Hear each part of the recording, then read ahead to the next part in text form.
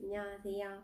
오늘은 베트남어 오픽 성적 결과 공개와 공부 어떻게 했는지 공부 후기를 공유해 드리려고 합니다. 먼저 성적은 IM3를 받았습니다. 사실 그렇게 높은 점수는 아니지만 시험을 되게 망쳤다고 생각한 것을 감안했을 때는 생각보다 점수가 잘 나와서 아주 기분이 좋아요. 다음번에는 더 A를 받으려고요. 이번에는 시험 공부를 어떤 식으로 준비했는지에 대해서 설명드리도록 하겠습니다. 먼저 베트남어 공부 기간에 대해서 설명드릴게요. 저는 베트남어 공부를 1년 반 조금 안 되게 공부를 진행하였고, 처음 2개월 동안은 김현진 선생님의 종일반 수업을 들으며 발음 중심으로 공부를 했어요. 그때 공부한 책은 이 착붙는 베트남어 독학 첫걸음이라는 책으로 한 4과까지 공부를 진행했었습니다. 그 이후에는 2달 이후에는 취업 준비도 하고 학교도 다니느라 너무 바빠서 평일반 수업을 들을 수가 없어서 주말반 수업을 들어야 됐고, 그러다 보니까 김민기 선생님의 수업을 듣게 됐고요. 김민기 선생님이 이 착붙는 베트남어로 수업을 진행하셨고, 한 1년 정도 걸려서 이 책을 마무리했습니다. 보통 이 책 끝내는데 빠르면 3, 4개월, 천천히 해도 6개월은 끝내는 것 같은데, 저는 이제 게으르기도 하고 취업 준비랑 학교 공부하느라 바빠서 복습을 잘 못하다 보니까 이렇게 좀 늦어졌어요. 그래도 어쨌든 끝냈습니다.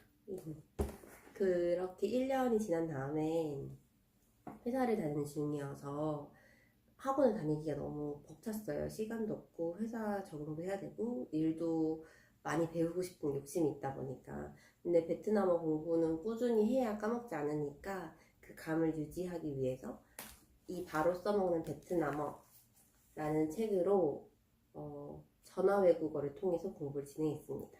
브렌트폰이라는 회사에 베트남어 전화 외국어 수업이 있어요. 그래서 거기 수강 신청을 해서 매일 10분씩 공부하는 걸로 한 3개월에서 4개월 정도 공부를 진행했었고, 그 4개월 동안 이 책을 다 끝냈습니다. 덕분에 베트남어 실력이 향상됐다는 느낌은 없지만 적어도 베트남어에 대한 감각은 잃지 않고 계속 꾸준하게 공부를 진행할 수 있었습니다. 그 다음에는 베트남어 오픽 시험을 아예 봐버려야겠다 싶어서 한 달 정도 오픽 공부를 했었고, 그때는 이 한 번의 끝 OPI 베트남어 책으로 공부를 했습니다.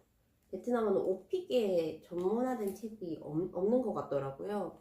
그래서 어쩔 수 없지만 이 OPI 책으로 오픽 공부를 진행했었습니다.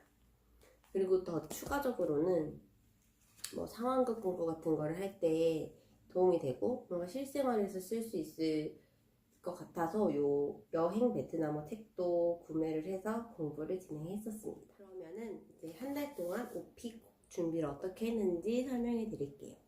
먼저 첫 2주는 앞서 보여드린 이 책과 이 책을 복습하는 데 거의 집중했습니다.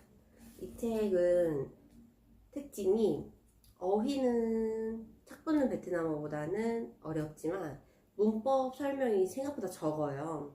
그래서 이 책을 일주일 동안 빠르게 단어 암기와 본문 암기 그리고 문법 암기 위주로 진행을 했고, 이 책이 끝난 다음에는 이 착붙는 베트남어 책을 다시 일주일 동안 복습하면서 추가적으로 암기할 단어들을 암기하고 추가적으로 공부해야 될 문법을 공부했습니다.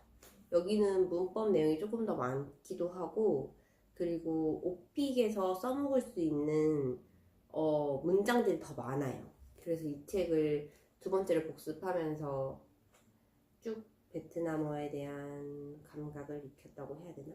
그렇게 공부를 한 뒤에 시험 2주 전에 딱 김현진 선생님의 OPI 베트남어 책이 나와서 이 책으로 2주 동안 공부를 했고, 이 책을 공부했을 때가 제일 베트남어 열심히 공부한 것 같아요.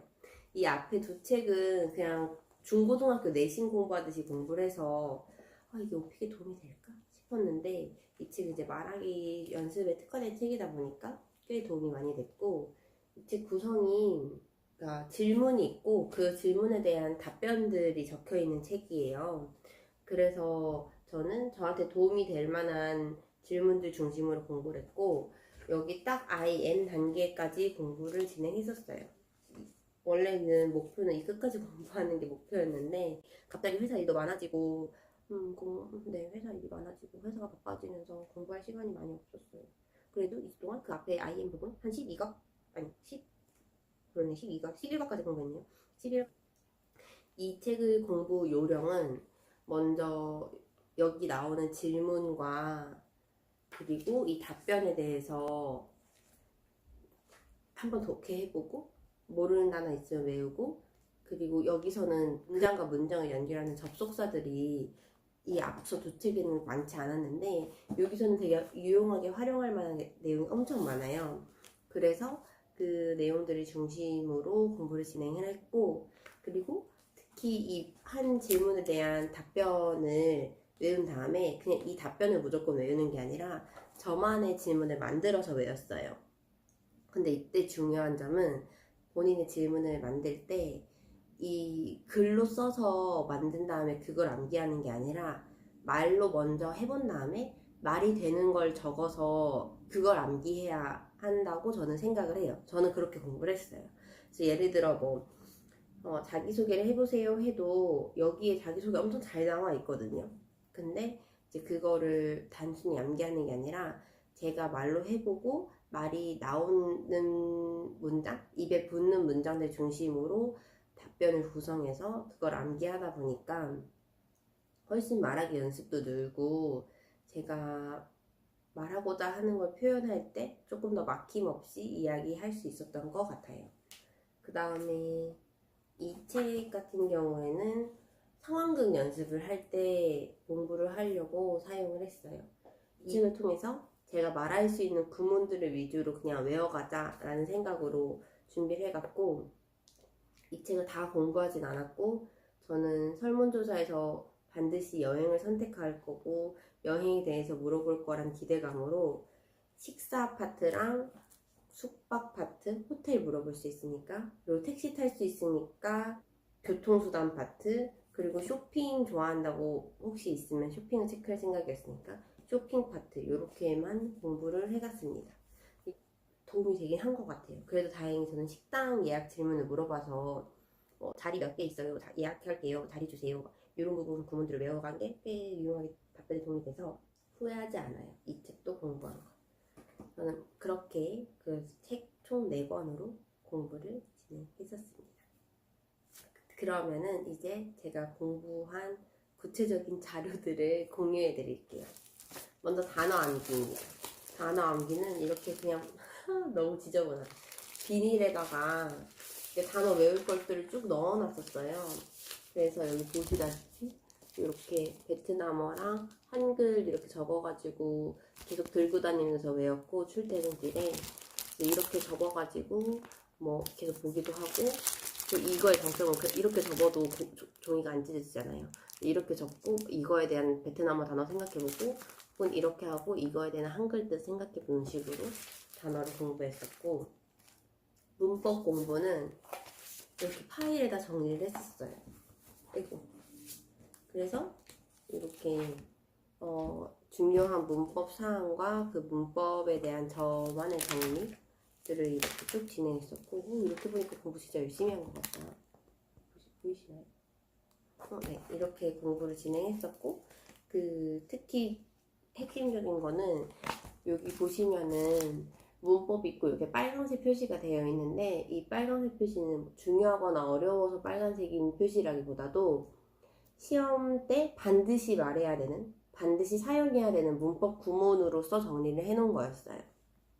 이거 다 실전에서 사용해보진 못했지만 그래도 이렇게 표시를 해놓고 이 부분은 공부하기 전에, 그리고 공부 마치고 빨간색만 쭉 다시 한번 훑어봄으로써 계속해서 저 스스로 암기되고 체화되고 숙달될 수 있도록 연습을 했고, 말하기 시험에서 중요한 건 말을 유창하는 것도 중요하지만 뭔가 고급진 표현들, 현지인들이 많이 쓰는 표현들을 얼마큼 사용하는가 또 굉장히 중요한 점수 요소일 거라고 생각하거든요. 그래서 그런 부분에 대비하기 위해서 이렇게 정리를 해놨습니다. 그 다음에 문제에 대한 답변은 이런 식으로 질문 적고 그거에 대한 저만의 답변을 중심으로 적어놨고, 여기 보면 이거 2분짜리 답변 아닐 것 같은데요 하실 텐데 맞아요. 이 질문에 대해서 제가 이미 암기한 문장, 제가 언제든지 대답할 수 있는 문장은 여기 굳이 적어놓지 않았고 시간이 없으니까, 대신 제가 안 외워지는 것들 혹은 반드시 까먹지 않고 대답해야 하는 문장들 위주로 적어 놓았고, 단어 위주로 적혀 있는 것도 있어요. 이 단어가 계속 안 외워지거나 이 단어는 꼭 써야 된다 싶으면은 그 단어들 위주로 적어놔서 생각보다 답변이 되게 짧게 적혀 있죠. 그런 식으로 적어놨고, 여기도 역시 이렇게 빨간색은 꼭 써야 되는 표현들, 아무리 입에 안 붙더라도 반드시 입에 붙게 만들어야 하는 표현들 중심으로 정리해서 이렇게 공부를 준비를 했고, 생각보다 되게 열심히 한 것 같지만 이렇게 공부해서 겨우 IM3를 받았어요. 근데 제가 부족했던 게 있어요. 그것도 공유해드려야겠다. 저는 듣기 연습을 되게 안 해갔어요. 무슨 생각이었을까요? 듣기 연습을 안 했어요. 그래서 그냥 이 OPI 책 MP3 파일 있거든요. 그냥 그거 대충 듣고, 이미 그거는 눈으로 텍스트를 봤으니까 들으면 다 들리거든요. 그래서 전 제가 듣기를 되게 잘하는 줄 알았어요. 근데 시험에서는 생각보다 말도 빠르고 생각보다 진짜 무슨 말 하는지 못 알아듣겠더라고요. 그래서 여러분들은 저 같은 실수를 하지 않고 베트남 뉴스도 청취해 본다거나, 테드에 베트남어가 있으려나? 테드에 베트남 강의 있으면 그런 것도 청취해 본다는 식으로 보거나, 그런 방식으로 듣기 연습을 더 많이 해가시면 더 큰 도움이 될 것 같아요. 그러면 OP 공부 후기는 여기서 마무리하겠습니다. 안녕.